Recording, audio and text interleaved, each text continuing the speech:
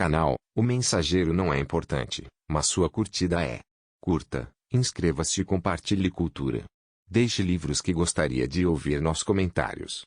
Obrigado pela preferência. Identidade, de Machado de Assis. Convenhamos que o fenômeno da semelhança completa entre dois indivíduos não parentes é coisa muito rara, talvez ainda mais rara que um mau poeta calado. Pela minha parte não achei nenhum. Tenho visto parecenças curiosas, mas nunca ao ponto de estabelecer identidade entre duas pessoas estranhas. Na família as semelhanças são naturais, e isso que fazia pasmar a Beaumontagne não traz o menor espanto ao mais suez dos homens.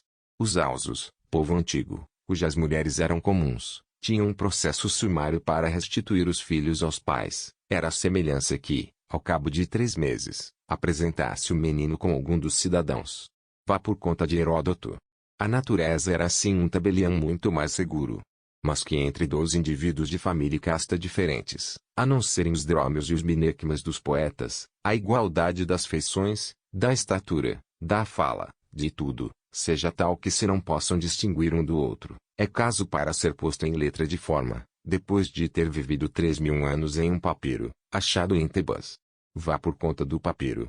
Era uma vez um faraó, cujo nome se perdeu na noite das velhas dinastias, mas suponhamos que se chamava Panor. Teve notícia de que existia em certo lugar do Egito um homem tão parecido com ela que era difícil discriminá-los. A princípio ouviu a notícia com indiferença, mas, depois de uma grande melancolia que teve, achaque dos últimos tempos, lembrou-se de deputar 3 homens que fossem procurar esse milagre e trazê-lo ao Paco. Deu-lhe o que pedir: se tiver dívidas, quero que as paguem; se amar alguma mulher, que a traga consigo. O essencial é que esteja caída depressa, ou eu mando executar os 3. A corte respirou jubilosa. Após 20 anos de governo, era a primeira ameaça de morte que saía da real boca. Toda ela aplaudiu a pena. Alguns ousaram propor uma formalidade simbólica, que, antes de executar os 3 emissários, se lhes cortassem os pés para significar a pouca diligência empregada em cumprir os recados do faraó. Este, porém, sorriu de um modo muito particular. Não tardou que os emissários tornassem a Mênfis com o minequima do rei. Era um pobre escriba, por nome Bastão, sem pais, nem mulher, nem filhos, nem dívidas, nem concubinas. A cidade e a corte ficaram alvoroçadas ao ver entrar o homem, que era a própria figura do faraó. Juntos, só se podiam reconhecer pelos vestidos, porque o escriba, se não tinha majestade e grandeza, trazia certo ar tranquilo e nobre, que a supria. Eram mais que 2 homens parecidos, eram 2 exemplares de uma só pessoa, eles mesmos não se distinguiam mais que pela consciência da personalidade. Panor aposentou o escriba em uma câmara pegada sua, dizendo que era para um trabalho de interesse público, e ninguém mais o viu durante 2 meses. No fim desse tempo, Panor, que instruíra o escriba em todas as matérias da administração, declarou-lhe uma noite que ia pô-lo no trono do Egito por algum tempo, meses ou anos. Bastão ficou sem entender nada. Não entendes, escriba? O escriba agora sou eu? Tu és faraó. Fica aí com o meu nome, o meu poder e a minha figura. Não descobrirás a ninguém o segredo desta troca. Vou a negócios do Estado. Mas, senhor, reinas ou morres? Antes reinar. Bastão obedeceu à ordem, mas suplicou ao rei que a demora não fosse muita, faria justiça, mas não tinha gosto ao poder, menos ainda nascera para governar o Egito. Trocaram de aposentos. O escriba rolou durante a noite inteira, sem achar cômodo, no leito da vindoura Cleópatra. De manhã, segundo ajustado, foi o rei despedido com as vestes do escriba, dando-lhe um escriba, que fazia de faraó, algum dinheiro e muitas pedras preciosas. 10 guardas do Paco acompanharam esse faraó até os subúrbios de uma cidade distante. Viva a vida! Exclamou este, apenas perdeu de vista os soldados. Santo nome de Ísis e de Osíris! Viva a vida e a liberdade! Ninguém, exceto o vento bochono do Egito, ouviu essas primeiras palavras ditas por ela a todo o universo. O vento foi andando indiferente, mas o leitor, que não é vento, pede explicação delas. Quando menos, supõe que este homem é doido. Tal era também a opinião de alguns doutores, mas, graças ao regime especialista da terra, outros queriam que o mal dele viesse do estômago, outros do ventre, outros do coração. Que mal! Uma coisa esquisita. Imagine-se que Panor começara a governar com 22 anos, tão alegre, expansivo e resoluto, que encantou a toda a gente, tinha ideias grandes, úteis e profundas. No fim, porém, de 2 anos, mudou completamente de gênio. Tédio, desconfiança, aversão às pessoas, sarcasmos amidados e finalmente, umas crises melancólicas, que lhe levavam dias e dias. Durou isto 18 anos. Já sabemos que foi a sair de uma daquelas crises que ela entregou o Egito ao escriba. A causa, porém, deste ato inexplicável é a mesma da singular troca de gênio. Panur persuadira-se de que não podia conhecer o caráter nem o coração dos homens, através da linguagem cruel, ataviada naturalmente, e que lhe parecia oblíqua, dúbia, sem vida própria nem contrastes. Vai que lhe não dissessem coisas rudes, nem ainda as verdades inteiras, mas, porque lhe não mostrariam a alma toda, menos esses desvãos secretos, que há em toda casa. Desde que isto se lhe meteu em cabeça, caiu na ruim tristeza e longas hipocondrias, e, se lhe não aparece o menecma que pôs no trono, provavelmente morreria de desespero. Agora tinha ímpetos de voar, de correr toda aquela abóbada de estanho que lá ficava acima dele, ou então ir conversar com os crocodilos, trepar aos hipopótamos, disputar as serpentes aos íberos. Pelo Boiapes.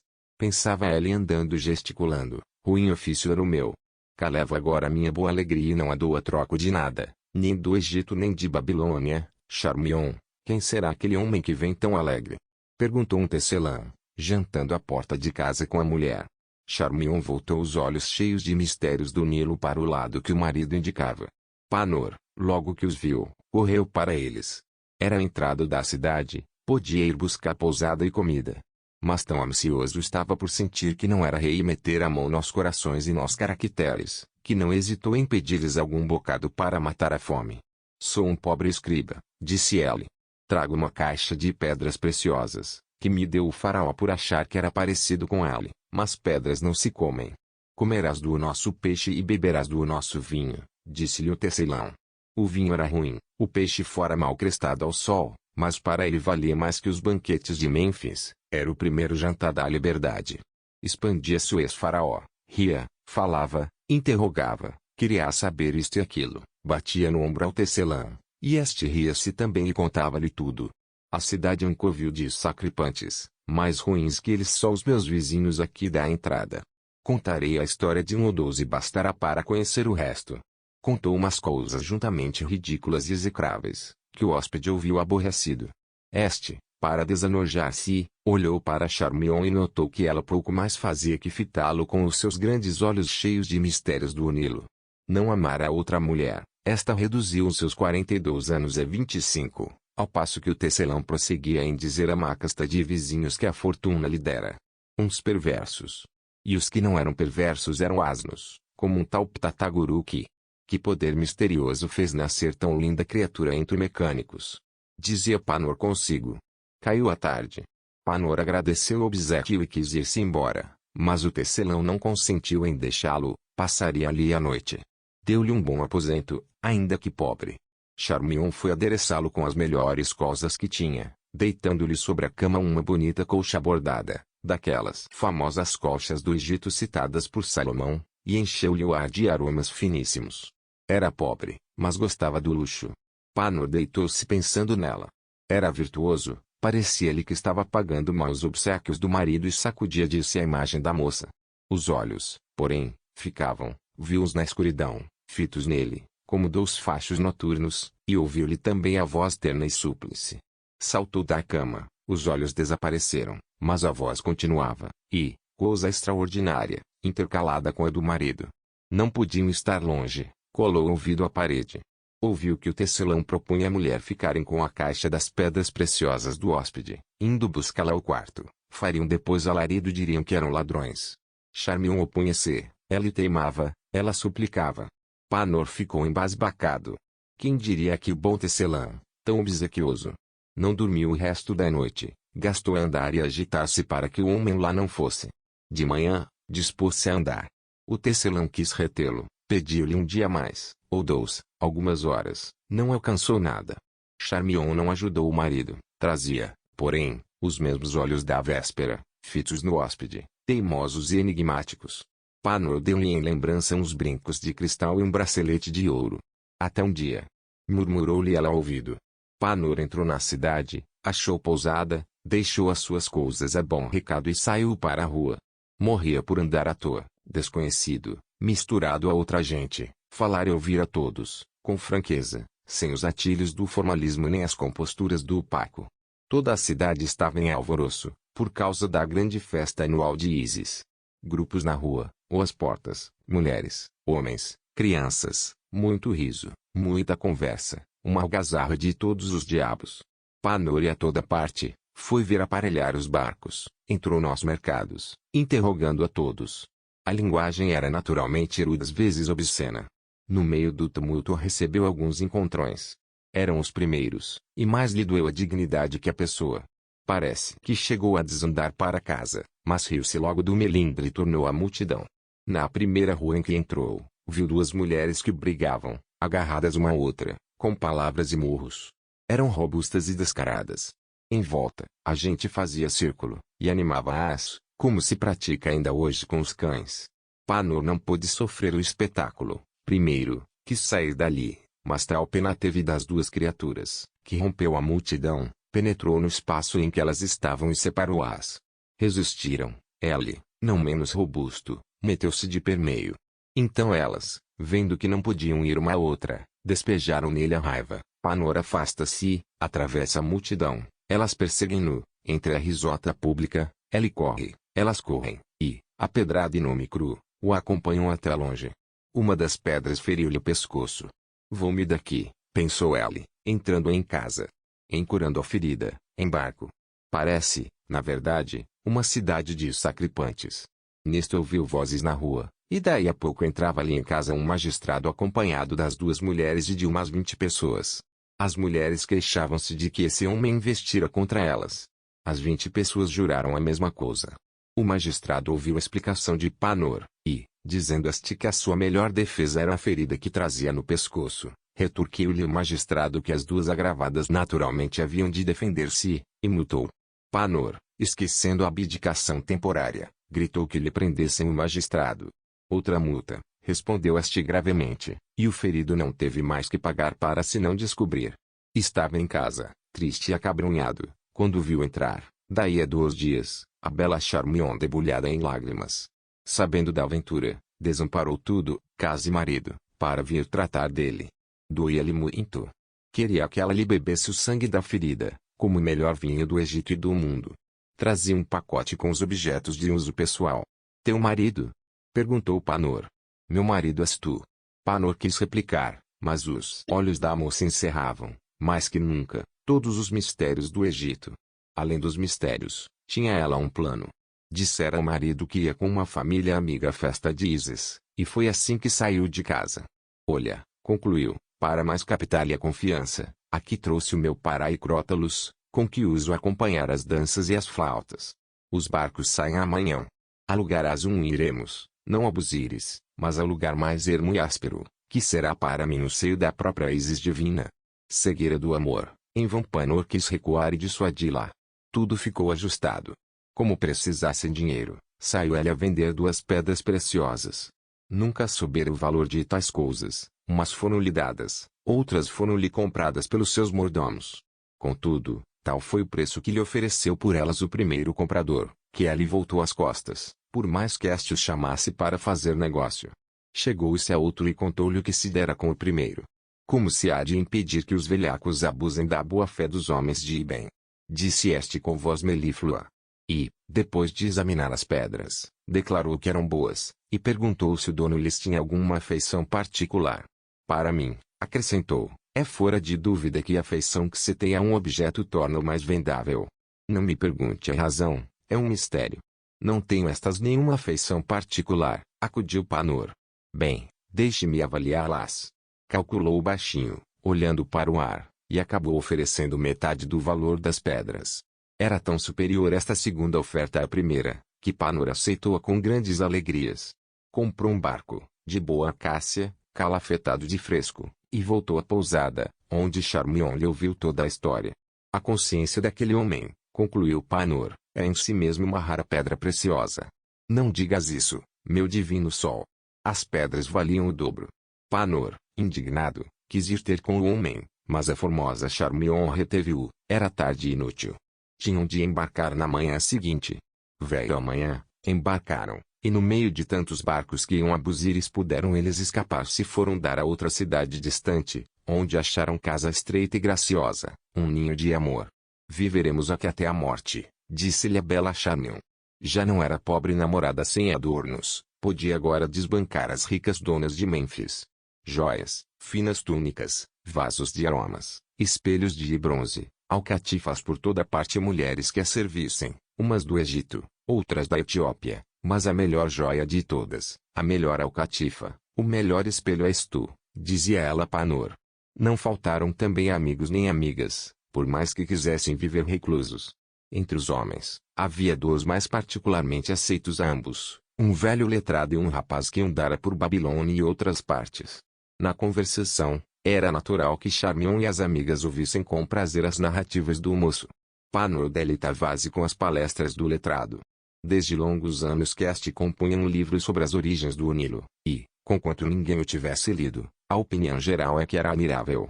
Panor quis ter a glória de ouvir-lhe algum trecho, o letrado levou-o à casa dele, um dia, aos primeiros raios do sol. Abriu o livro por uma longa dissertação sobre a origem da terra e do céu, depois vinha outra sobre a origem das estações e dos ventos, outra sobre a origem dos ritos, dos oráculos e do sacerdócio. No fim de 3 horas, pararam, comeram alguma coisa e entraram na segunda parte, que tratava da origem da vida e da morte, matéria de tanta ponderação, que não acabou mais, porque a noite os tomou em meio. Panor levantou-se desesperado. Amanhã continuaremos, disse o letrado, acabada esta parte, trato logo da origem dos homens, da origem dos reinos, da origem do Egito, da origem dos faraós, da minha própria origem, da origem das origens, e entramos na matéria particular do livro, que são as origens do Nilo, antecedendo-as, porém, das origens de todos os rios do universo. Mas que lhe parece o que li? Panor não pôde responder, saiu furioso. Na rua teve uma vertigem e caiu. Quando voltou a si, a lua clareava o caminho, ergueu-se a custo e foi para casa. Maroto! Serpente! Dizia ela. Se eu fosse rei, não me aborrecias mais de meia hora. Vã liberdade, que me condenas à escravidão. E assim pensando, ia cheio de saudades de Mênfis, do poder que emprestara ao escriba e até dos homens que lhe falavam tremendo e aos quais fugira. Trocara tudo por nada. Aqui emendou-se. Charmian valia por tudo. Já há lá meses que viviam juntos, os indiscretos é que lhe empanavam a felicidade. Murmurações de mulheres, disputas de homens eram realmente matéria estranha ao amor de ambos. Construíam um novo plano de vida, deixariam aquela cidade, onde não podiam viver para si. Iriam para algum lugar pobre de pouca gente. Para que luxo externo, amigos, conversações frívolas. E ele cantarolava, andando, bela Charmian, palmeira única, posta ao sol do Egito. Chegou a casa, correu ao aposento comum, para enxugar as lágrimas a bela Charmian. Não achou nada, nem a moça, nem as pedras preciosas, nem as joias, túnicas, espelhos, muitas outras coisas de valia. Não achou sequer o moço berrante, que provavelmente, à força de falar de Babilônia, despertou na dama o desejo de irem visitá-la juntos. Panor chorou de raiva e de amor. Não dormiu, no dia seguinte indagou, mas ninguém sabia de nada. Vendeu os poucos móveis e tapetes que lhe ficaram, e foi para uma cidadezinha próxima, no mesmo distrito. Levava esperanças de encontrá-la.